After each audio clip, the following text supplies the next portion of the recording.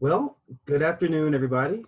Thank you so much for being here and for this opportunity to talk to you today about relationships and consent and peer pressure. Um, my name is Joey Tucciaroni. I am a clinical psychology doctoral student at ETSU. I'm coming to you live and direct from Gallipolis, Ohio, where I am on internship currently. I do therapy all day. So I talk to people about things that are going on in their lives, things they want to work on, changes they want to make, things they're trying to understand and help them to live their best lives. Jesse, would you like to introduce yourself? I already did while you were having technical difficulties, but as you can see from our pictures, we have our daughter, Millie. She's 4 now, and yeah, so we're in Ohio for some reason, but we live in Johnson City normally.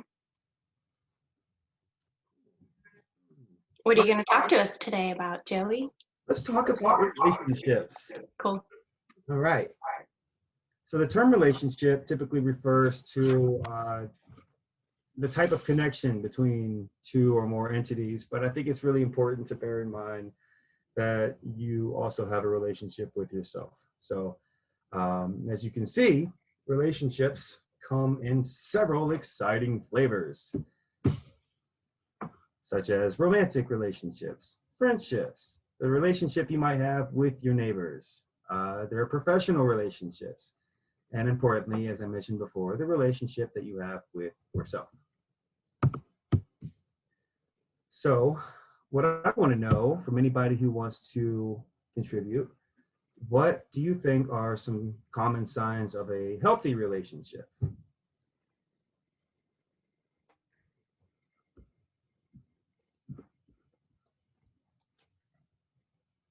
Laughter, that's a good one. Excellent. What else?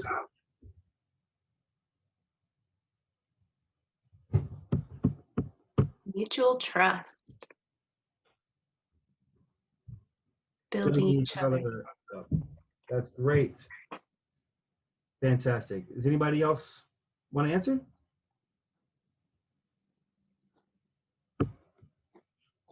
Cool. Well, these are all right. And you're absolutely right. So I'm going to go through a few different elements that you might expect in a healthy relationship. The first one I want to talk about is open communication. So in any healthy relationship, communication is safe. It's safe for everybody involved to speak their truths, to communicate their needs, to express their feelings, and to communicate and establish their boundaries, etc. In addition to that, we all listen to each other. Listening is important. Validating each other's emotional experience is important in a healthy relationship. It's okay to have different opinions, right? We're not always going to agree on everything. Different opinions are not met with disrespect, judgment, punishment. Rather, people listen to each other and then share their own perspectives on things, exchange ideas.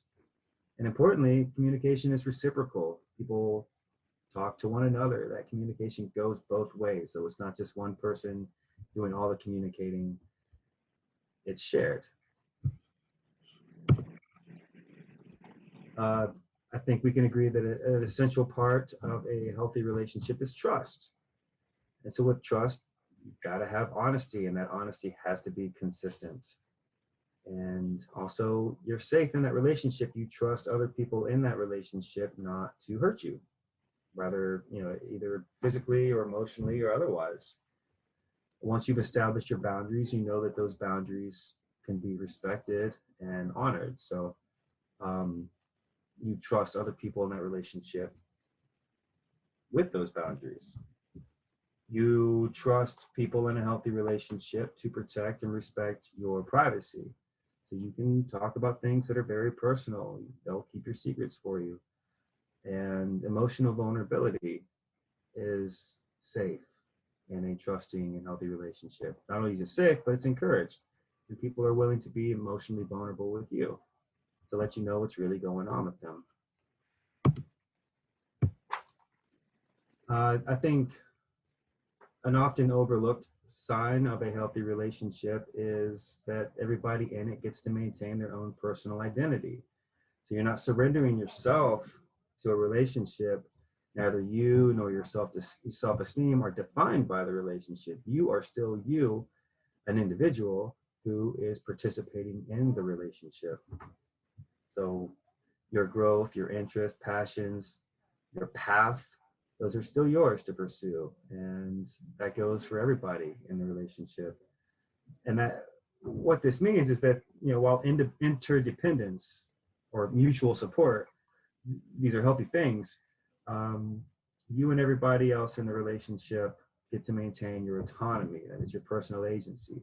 And you are allowed to change. You're allowed to grow. You're allowed to become and to explore also within a relationship. So in that regard, participants in a relationship, they see each other and care about each other as individuals, not these ideas about what you're supposed to be. So you don't get pigeonholed. You're not told that you have to be this one thing for the rest of your life. You're allowed to grow and emerge and blossom and develop. Finally, time apart is permissible. It's encouraged. It's important to give each other space to do that growing, to do that exploring, to do that being, or just to have a break, just to have time to yourself. Some more signs of a healthy relationship: playfulness. You got to make time for laughter and playing and fooling around and kidding and just having some lightheartedness. I don't know if any of y'all noticed, but these are some heavy times. And sometimes we can get swept up in everything that's going on and lose sight of what it means to laugh, be silly, giggle. Teamwork is important. Can you work together? Can you have common goals and then work toward those goals together? For that matter, can you have each other's backs when, as individuals, you are working toward things that are important to you? You stand up for one another. How do you handle conflict? In a healthy relationship, you handle conflict effectively. Instead of throwing insults or being insulting or disrespectful to one another, you recognize that you both have a goal, you both have a perspective, and if those perspectives are in conflict with one another, you talk it out, you handle the conflict, and sometimes you agree to disagree. What's important is that nobody's compromising something that is essential to them, to their values, to their well-being, to their sense of personal identity. And equality. In a healthy relationship, equality is essential. And what that means is a balance of power. It's a balance of representation. It's a balance of agency. It's a balance of making decisions that affect the relationship, making decisions that affect yourself. So everybody in that relationship, if there's equality present, are making empowered choices about the relationship and about their roles within it. Thanks, Dowie. So now, understanding healthy relationships, we can flip it and think about unhealthy relationships as well. So some red flags that you might notice, that even if a relationship is healthy to start, they might pop up later as you both grow and develop and find yourselves. So some of these emotional red flags. So you can ask yourself, does being around this person genuinely bring you joy and comfort? Or do they make you feel bad about yourselves? People shouldn't make you feel bad about yourselves. When you're in a relationship, you want to feel safe and heard and important to that person. Next slide, please. And so some behavioral red flags. Do things that hurt you make you feel unsafe or isolated? And are your boundaries respected? Are you able to communicate about these boundaries? Do they bully, pressure, coerce you into things? And next slide. And like Joey was just talking about with power, equality is important. Do you feel like you have an equal say in the things that are happening in this relationship? Do you feel marginalized? Do you have a voice? And can you pursue things that are important and meaningful to you and still, like Joey said again, maintain yourself? And so what types of things influence relationships? If y'all want to pop some things in the chat.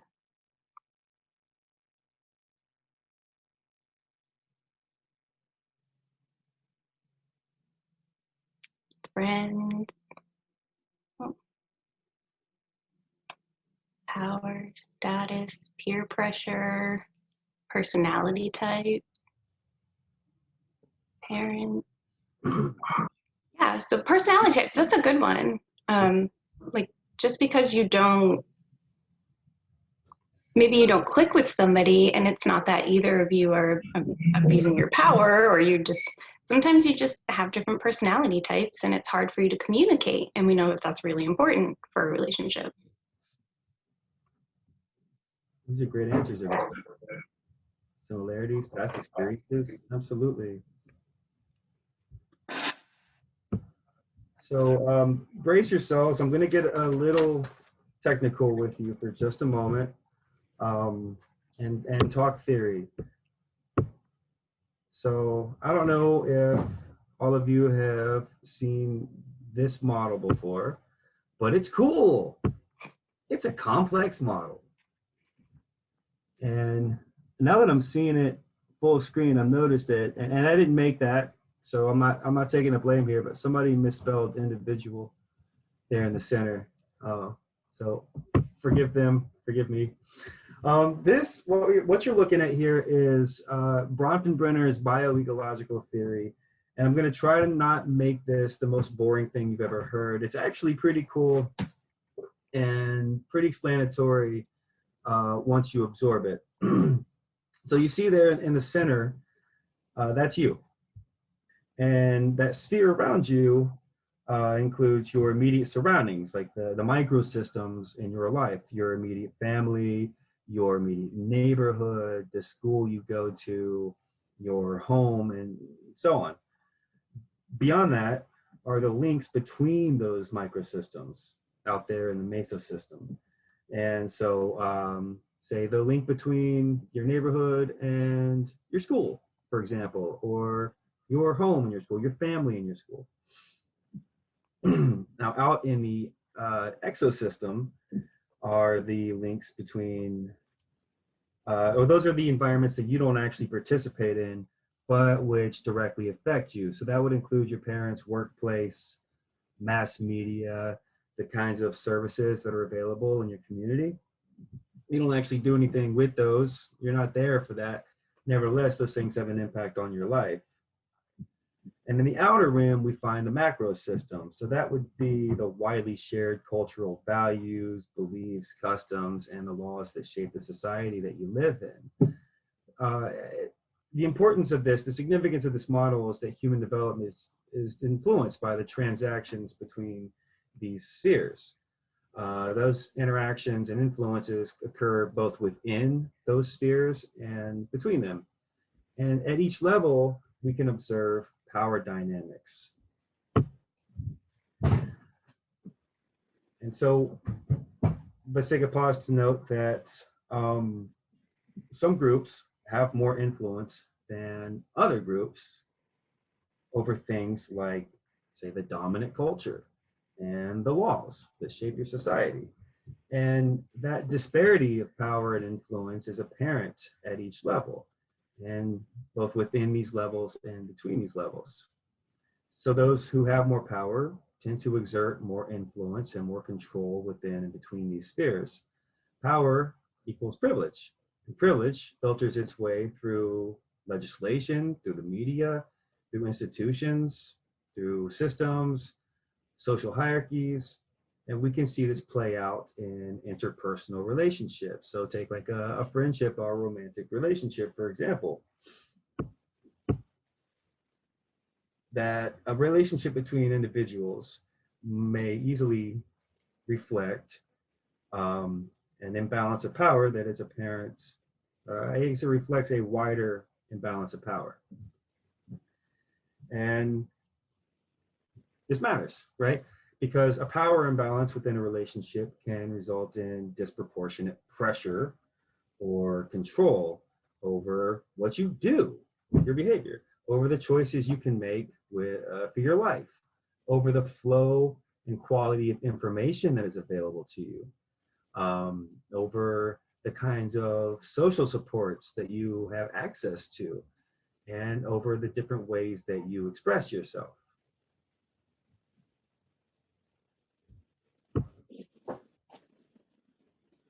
So a type of pressure that most of us are probably familiar with is peer pressure. And so we know that that can be spoken or unspoken. It can be direct or indirect, and it can be negative or positive. So we know that the people in our lives have influence over us, and because we listen to them and we take the things that they say into consideration, and it influences our behaviors, attitudes, beliefs, values, and the decisions that we make. So dominant social groups may leverage privilege to define normal. But I hate the term normal. So I don't know. I'm not going to get into that. So yeah, a lot of times we feel pressure to conform to something that many people believe should be the way that it's always been, maybe. But again, it's important to stay true to yourself and take all these influences in and consider them, but think critically and make the decisions that are best for yourself.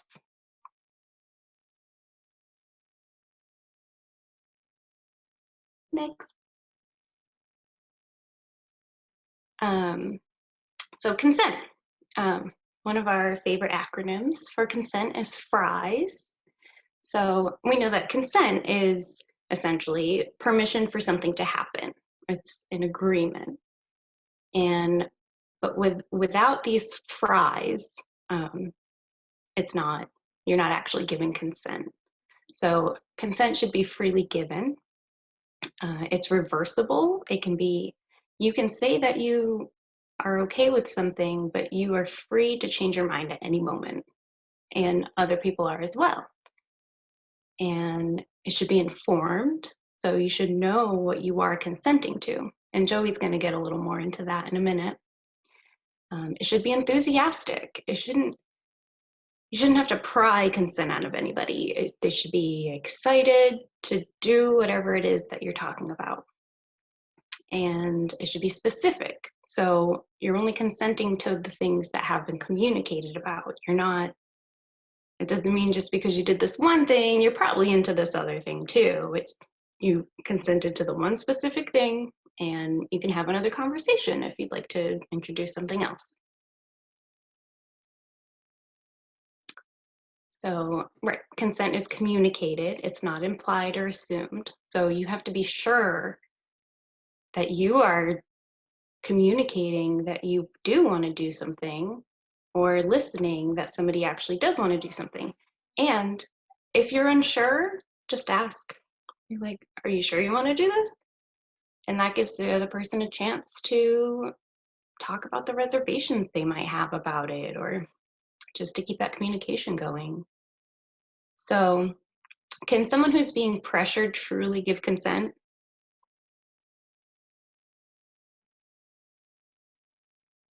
Nope.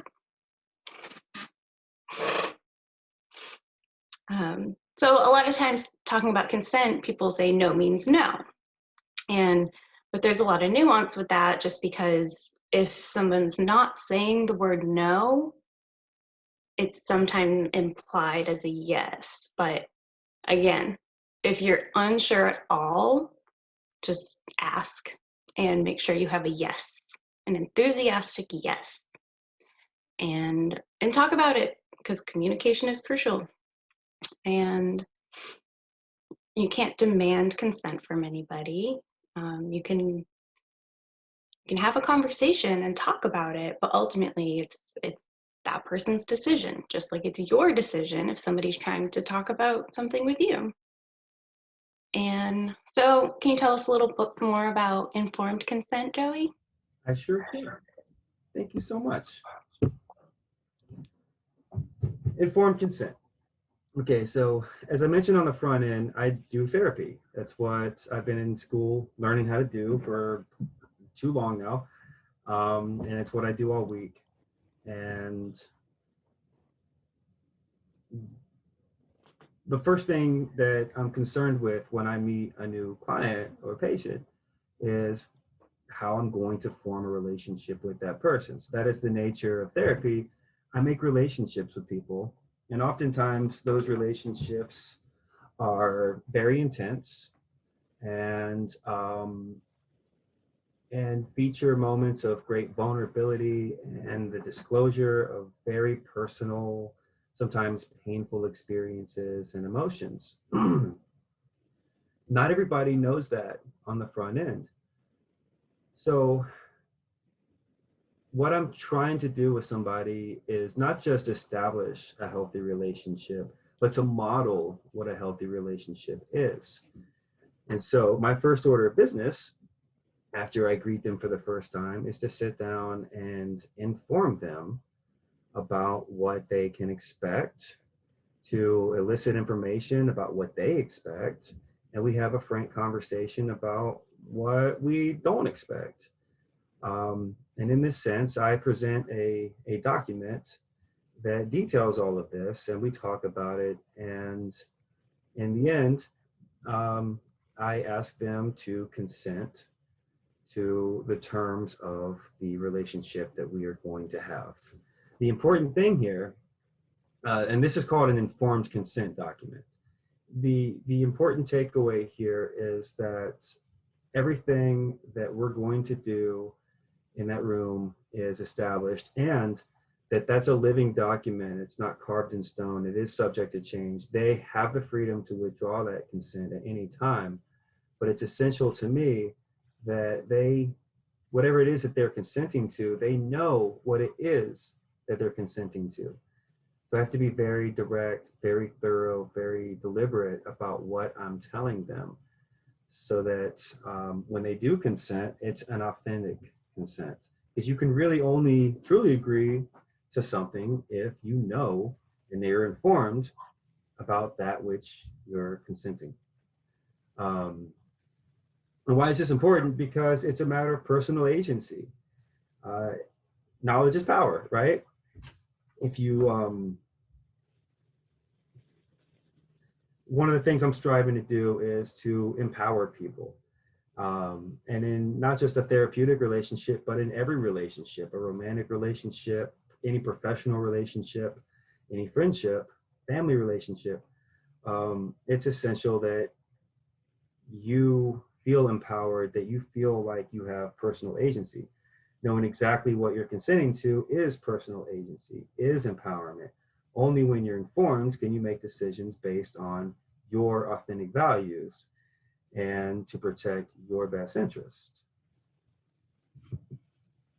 So to summarize, a healthy relationship is one that is free of pressure and coercion, that encourages your growth as an individual, that is empowering and supportive, that is validating, one where you feel safe and there's trust and there's equality, and that emphasizes consent. Jesse, do you have anything to add to that? Or am I missing anything? No, I think that's pretty much it. But I did want to mention just like the type of clinical relationship that you have with your clients. It's really like clinical. like I just said. Like there's documents and it happens quickly because you only have so long with this person, but it still follows the same formula as all of our other relationships. They just take a little more time and effort to essentially come up with those documents verbally, and it's just cool to think about the same type of formula for every single relationship. No, you're right. Um, People come to see me, and it's a very deliberate thing. They're there for a reason. They might not know what to expect, but they do know why they're there. And you're exactly right. Everything is documented. I don't know about y'all, but when I hang out with a friend, I don't go and write a note about it afterwards in the electronic medical record, right? And I'm not worried about like ethics violations when I'm hanging out with my friends, or anything like that. So I mean, it's a highly structured relationship in which everything that I do is very deliberate, and for that matter, it's a very one-sided relationship. I know so much about my clients because I'm trying to create a safe space where they feel comfortable and in control, where they can be vulnerable, where they can be forthcoming. And they know next to nothing about me except for what I think might be therapeutic to share with them. So in a sense, there is an inherent inequality to that relationship. I do everything I can to minimize that inequality and to restore a sense of empowerment and control. And I'm very open about those power dynamics as well. But in a way, it has to be this way because we're trying to eliminate variables in a therapeutic relationship, because ultimately I am trying to model a healthy relationship. So I'm not going to relate to them in the same way that I might casually relate to somebody else, or the way that I would relate to Jesse at home. Certainly not to the way that I would relate to my child. So yeah, excellent. Thank you so much, Jesse. Yeah, and someone in the chat just said no relationship is completely perfect, and that is so true. Absolutely. Every relationship takes work and communication and all the things that we just talked about. And conflict is healthy. So it is. And I just to piggyback on that, the expectation of perfection in a relationship can be a wedge in a relationship. Why strive for perfect? You're exactly right that no relationship is perfect. So why expect perfection? Expect growth and expect things to go wrong every once in a while. And expect that you and anybody else in that relationship can learn from situations where things go wrong, for sure. Are there any questions, comments? I got time. I'm into conversation.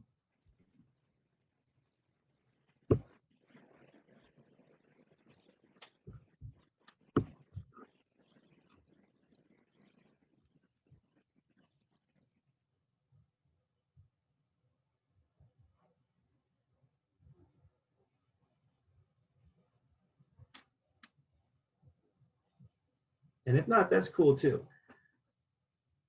I can just kind of hang out and stare awkwardly into the camera like 20 minutes.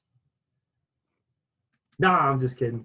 Well, anyway, thank you all so much for this opportunity. oh, someone just asked, is that Microsoft or Google PowerPoint? Ha!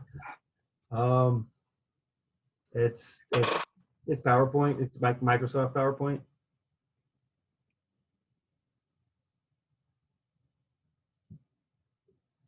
Thanks. It's what came on the computer. It's what I had. I don't know. I haven't really experimented with anything else. It's just, but thank you. All right. Well, again, thank you, Jesse, for helping me out with this, and thank you all for being rad. And thank you, Jillian, for this opportunity. This is a blast, and I hope you all have a great day. I emailed Jillian a kind of a relationship workbook that you might be interested in working through. It's just just various kinds of worksheets to help you conceptualize the relationships in your life, and maybe to critically evaluate them to see if they're working for you. And I guess that's one thing we didn't really touch on. If a relationship is not working for you, and if it's something that is toxic and is making your life worse, or you feel like it's not worth the energy, it's healthy to walk away from it. And you know, that's its own kind of process, but and sometimes it can be a painful one, but it is healthy and fine and acceptable and adaptive to end a relationship that you don't want to be in. So that's just food for thought. And thank you all so much. Thank you. Thank you all.